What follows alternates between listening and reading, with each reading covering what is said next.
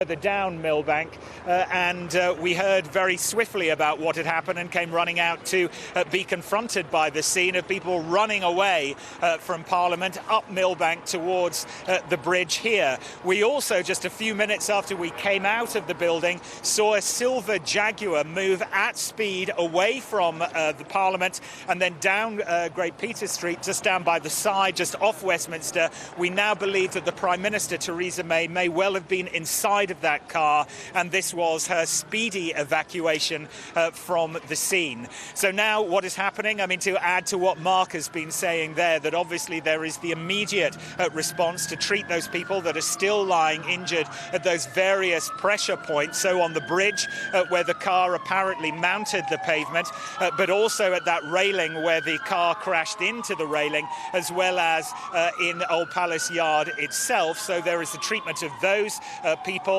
but also there is an attempt now to gather evidence and just try to piece together what happened. And to that end, they want as many of us, reporters with cameras, as far away as possible as they carry out their work. But there are still people inside these buildings along here, along Millbank, who are trapped inside. They have been told that they can't come out. And so therefore this is still very much, of course, an active crime scene as they try to piece together what has happened.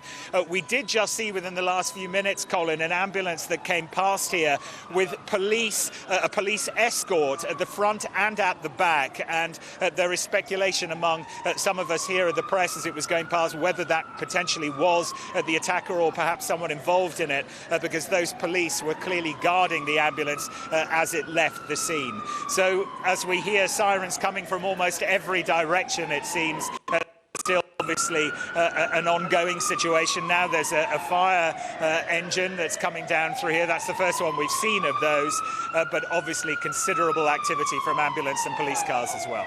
Robert, for now, we'll say thank you. A couple of updates we can bring you on this story, reaction coming into it from across the world.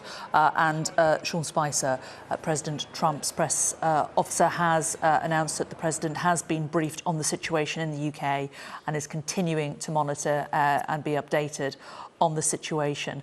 In terms of the number of emergency services that we are seeing, there the air ambulance parked on Parliament Square opposite the Houses of Parliament. We've also seen a number of ambulances on Westminster Bridge. London Ambulance Service is asking people in the area, please only call for an ambulance in a genuine emergency. It is using a great number of resources in the centre of London at the moment.